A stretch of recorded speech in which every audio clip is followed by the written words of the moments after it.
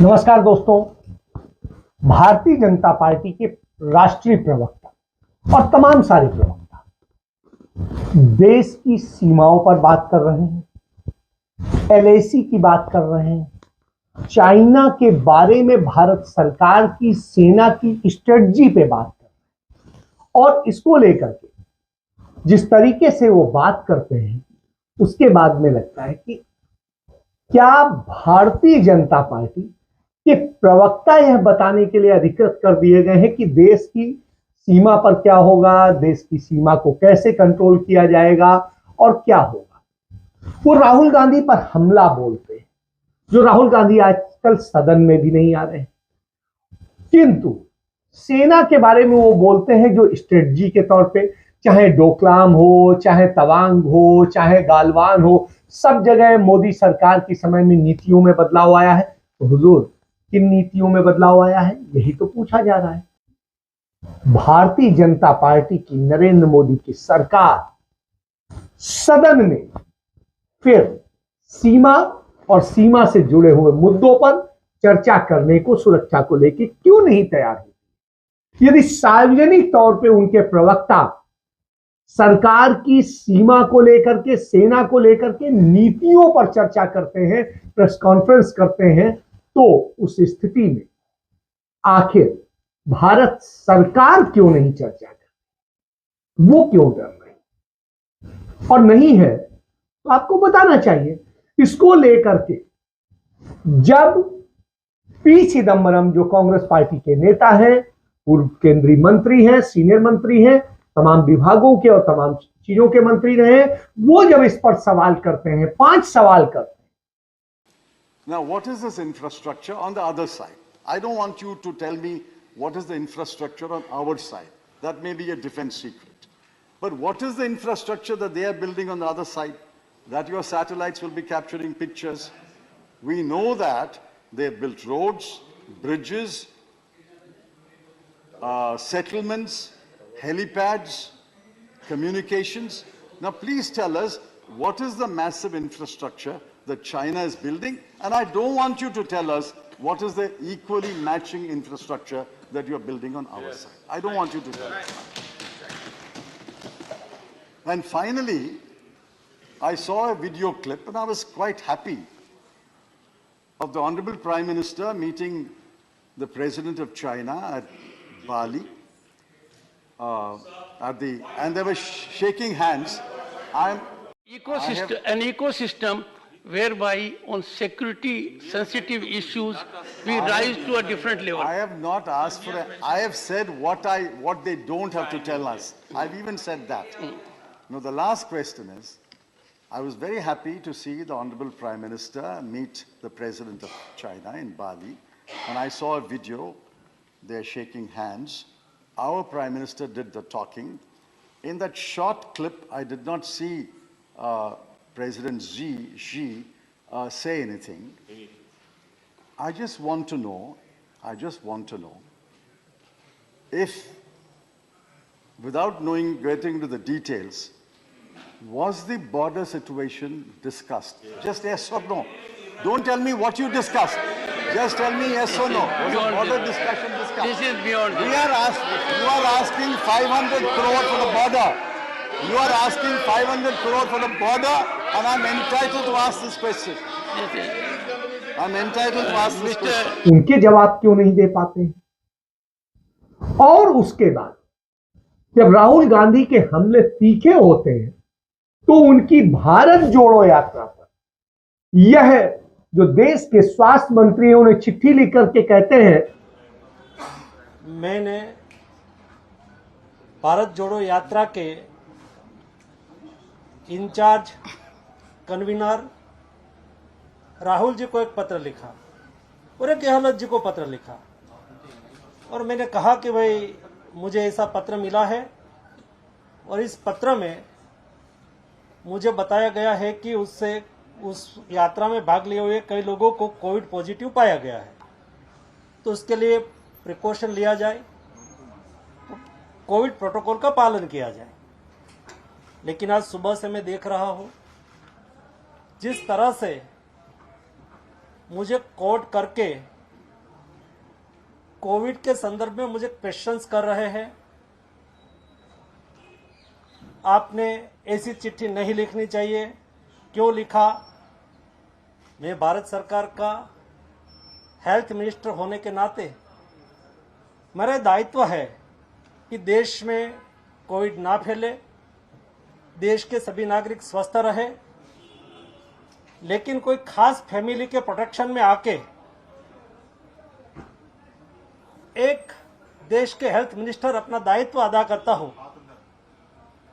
Covid protocol का पालन करके कोविड ना फैले उसके लिए कोई मार्गदर्शक सूचना जारी करे, तो उसके खिलाफ भी प्रश्न उठाना मैं मानता हूं कि ये मेरे कर्तव्य निर्वहन करने के लिए बाधा रूप है।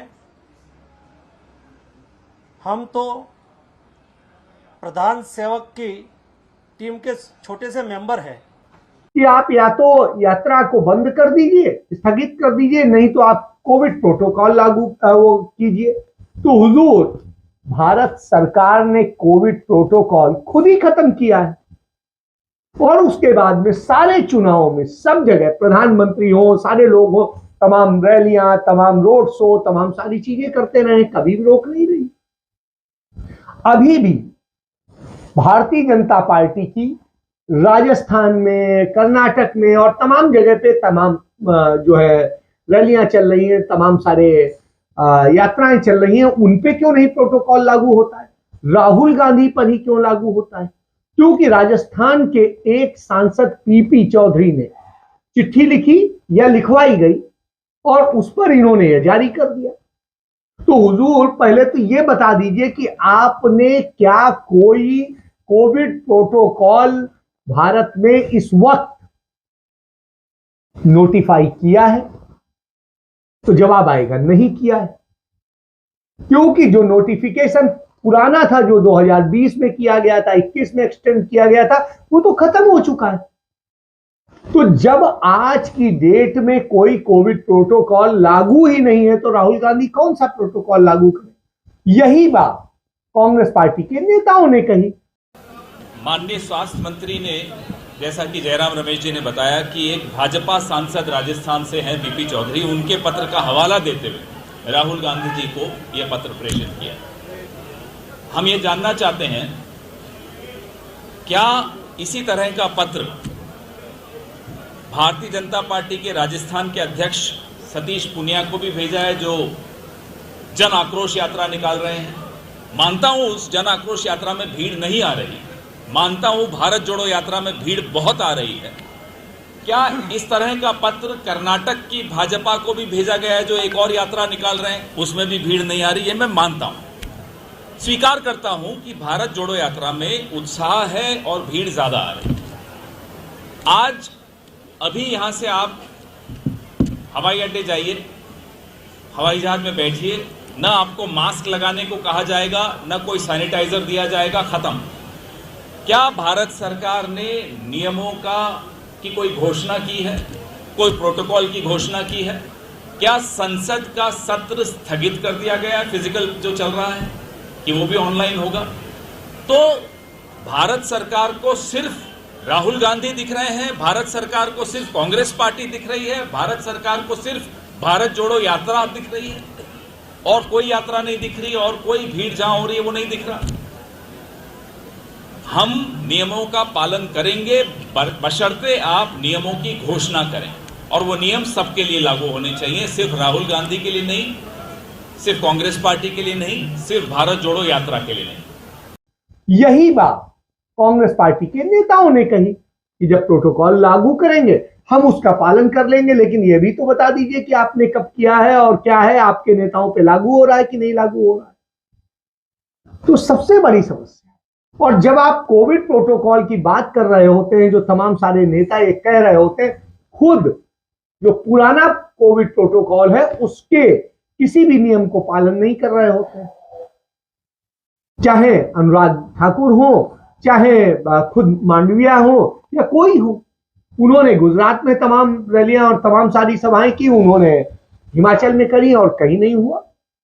तो राहुल गांधी की यात्रा से इतना भारतीय जनता पार्टी को डर लगने लगा है, और यह डर लगने लगा है कि जब वो आज हरियाणा में प्रवेश किए, इतनी धुंध में प्रवेश किए, इतनी भयंकर ठंड में भी वो जब चल रहे थे, तो उस स्थिति में वो टी शर्ट में ही चल रहे थे, और उसके बाद टूटी सड़कों के, हरियाणा की जर्जर सड़कों के बीच आप समझिए तब क्या यह इस बात को दिखाता है कि आप असलियत में नफरत से भरे हुए हैं और आपको देश से कोई लेना देना नहीं। भारतीय जनता पार्टी के ट्विटर हैंडल से एक बार बार वो किया जाता है कि कांग्रेस का चरित्र भारत तोड़ो। तो साहब जब वो भारत जोड़ो कर रहे हैं, आप उनको यूं करके करते हैं, और किस आधार पे करते हैं कि कांग्रेस सरकार में लगातार आतंकी हमले होते थे, कोई नियंत्रण नहीं था। तो हुजूर, संसद पर हमला कब हुआ था? सबसे बड़ा आतंकी हमला है, देश की लोकतंत्र की सबसे बड़े मंदिर पर हमला कब हुआ था? किसका सरकार थी? भारतीय जनता पार्टी की सरकार। तो यह समझ लिए इतने हौसले बुलंद होते हैं।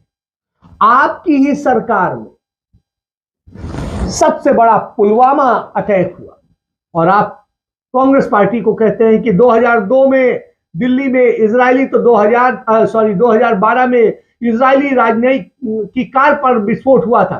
तो हुजूर, 1999 में जब हुआ था तब बताइए, उसका जिक्र क्यों नहीं करते हैं? उसके बाद 2013 का आप जो करते हैं कि हैदराबाद में धमाके हुए थे, उसके बाद में आप कहते हैं श्रीनगर में सीआरपीएफ कैंप पे हुए थे। तो बिल्कुल हुआ था, 5 जवान शहीद हुए थे, लेकिन आपके समय में ऐसी कितनी घटनाएं हुई हैं, उनका जिक्र कर लीजिए। तो सिर्फ नरेंद्र मोदी के शासन का जिक्र कर लेंगे तो सीआरपीएफ पर हुए हमलों में अब तक 70 से अधिक लोग मारे जा चुके हैं, जो जवान और दूसरे लोग हैं मारे जा चुके हैं। तो यह स्थिति है। इसके बाद जम्मू कश्मीर के राजमार्ग पर सेना के काफिले पर आतंकी अटैक, तो साहब आपके समय में कितने मारे गए हैं यह भी बता दीजिए। आप बात करते हैं नरेंद्र मोदी की हुकार रैली में पटना में हुआ, तो उस समय भैया पटना में सरकार किसकी थी? भारतीय जनता पार्टी और जेडीयू की ज्वाइंट की सरकार उस समय हुआ, तो आप ही की सरकार में हुआ था। और असम के बक्सा में का आप जो घटना का जिक्र करते हैं तब, तो वो भी आप देखिए। तो कमोबेश घटनाएं आपके समय की भी हैं, उन्हें किस तरीके से मैनिपुलेट करते हैं, तो ये आप अपने ऊपर ही सवाल खड़े करते हैं। और जिस तरह की स्थितियां हैं, देश की हालत आपने बर्बादी में ढकेल दी, और ऐसी स्थिति में आप सुनना नहीं चाहते, विपक्ष की आवाज नहीं सुनना चाहते, आप तो तानाशाही पूर्ण स्थापित करना चाहते हैं। आज संसद में अमित शाह ने क्या कहा? साहब नारकोटिक्स के मामले में हमने ये किया कि जो है बीएसएफ कार्रवाई करे, और बीएसएफ को सदैव अधिकार, एफआईआर तो थाने में ही दर्ज होती है, क्योंकि लॉ एंड ऑर्डर पुलिस का सब्जेक्ट, वो कहीं पर भी होगा, एफआईआर वो दर्ज करेगी, आप उसको दर्ज कराएंगे और जो लीगल सिस्टम है उसके तहत कार्रवाई होगी। फिर इसमें कौन सी ऐसी बात? हवाई अड्डों और सब जगह जहां पे नारकोटिक्स पकड़ा जा रहा है, पोर्ट पे पकड़ा जा रहा है, वो किसके हैं? अदानीज के। तो इन सब स्थितियों में देखिए कि किस तरीके से आपके शासन में निजी हाथों को दे करके लूटने का काम किया गया है। और जब लूटने का काम किया गया हो तो इसको समझिए। आप एनसीबी के 419 नए पद सृजित किए गए हैं, इसका बखान कर रहे हैं। हुजूर, एनसीबी बनाने से लेकर के सब कुछ करने का काम ही कांग्रेस ने किया। आप क्या कहेंगे? तो इस तरह की स्थितियां हैं। जब इस तरह की स्थितियां हो तो ये झूठ की स्थिति हो तो आप समझ सकते हैं। आज सोनिया गांधी के नेतृत्व में विपक्ष के 12 दलों ने कांग्रेस की अगुवाई में आज गांधी प्रतिमा पर प्रदर्शन किया।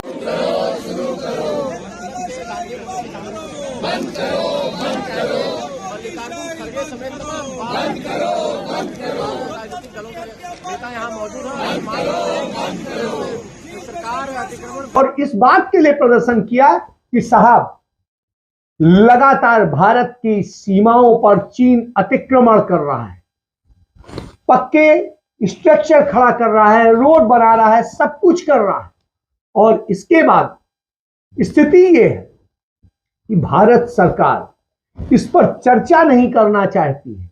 लगातार हमारे सैनिक मर रहे हैं, तमाम सारी घटनाएं हो रही हैं, इसके बाद चर्चा नहीं करना चाहते। क्यों नहीं आप एलएसी पर चर्चा करते? क्यों डरते हैं? आपके प्रवक्ता उसी पर बोलते हैं, आप बोलने से डरते हैं। क्यों?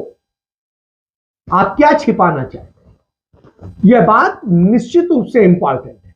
मल्लिकार्जुन खड़गे ने जो कहा वो भी बड़ी स्पष्ट सी बात है कि तवांग झड़प के मामले में प्रधानमंत्री अपनी चुप्पी तोड़नी चाहिए। वो क्यों नहीं संसद में आकर के जवाब देते हैं? और क्यों कांग्रेस सांसद जो शशि थरूर है उन्होंने कहा कि सेना की आलोचना नहीं कर रहे हैं, हम सेना के साथ हैं, लेकिन सवाल पॉलिटिकल लीडरशिप के बारे में कि हम बस इतना चाहते हैं कि बॉर्डर की स्थिति पर चर्चा हो और वह चर्चा सामने आनी चाहिए। क्योंकि जब चर्चा सामने नहीं आएगी तो जनता कैसे जानेगी वास्तविकता में क्या हो रहा है? झूठ तो आप परोस ही रहे, तो वास्तविकता है। लेकिन प्रधानमंत्री के पास कोई जवाब नहीं है उन सबको चीजों को लेकर के। किस तरीके से खड़गे ने भी कहा कि पीयूष गोयल ने किस तरीके से जो चीजें कही वो झूठ और निराधार है और झूठ गढ़ने की कोशिश है। इसके लिए तो भारतीय जनता पार्टी को माफी मांगनी चाहिए, ना कि उनको। और इन सब चीजों को लेकर के जब बात होती है, पंजाब में लगातार ड्रग का नेटवर्क बढ़ता जा रहा है, ड्रग्स का बिल्कुल सब कुछ बढ़ गया है। इसको लेकर के जो शिरोमणि अकाली दल की सांसद हैं, जो मोदी सरकार में भी मंत्री थी, हरसिमरत कौर बादल, उन्होंने भी यह मुद्दा उठाया। सबसे चिंता की बात तो यह है कि सुप्रीम कोर्ट कह रही है कि पंजाब के नशे के साथ, लिकर और नशे के साथ पंजाब खत्म हो रहा है और देश भी खत्म हो जाएगा। और सर इसमें सरकार को फटकार लगाई कि आपने पिछले 2 सालों में इन्होंने कांग्रेस और आम आदमी पार्टी ने 31,000 केस एफआईआर दर्ज किए हैं और पता चालान कितने पेश किए? केवल 3 चालान पेश किए सर। तो इधर सुप्रीम कोर्ट ने उनको फटकार लगाई है कि इस हिसाब से देश का क्या रह जाएगा। आपस में सर इससे भी ज्यादा जो दुख की बात है कि आज हमारा देश जो ड्रग्स स्मगल किए जाते हैं वो पूरे देश में नंबर 1 पोजीशन पंजाब में है ड्रग्स फॉर स्मगलिंग।